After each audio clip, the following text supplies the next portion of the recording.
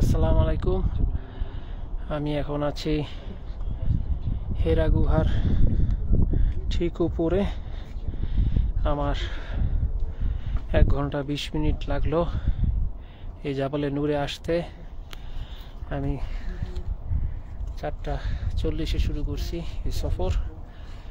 এখন বর্তমানে হেরা গুহার উপরে আছি একবারে। এখন 2 রাকাত নামাজ আদায় করব। আল্লাহ যেন এখানে সবাইকে আসার বারবার সুযোগ দেয়, এই দোয়া করি। এখানে ইন্ডিয়ান ভাইরা নামাজ আদায় করতেছে, এরপর ইনশাল্লাহ আমি আদায় করব।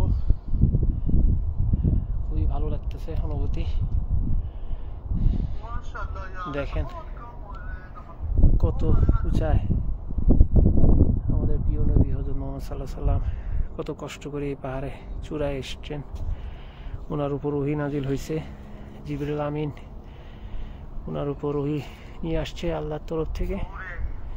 এই গুহা থেকে আমরা ঢুকে বের হয়েছি। এখন আমরা নামাজ আদায় করব এই জায়গায় ইনশাআল্লাহ। আল্লাহ যেন আসার সবাইকে তৌফিক দান করুন, আমিন।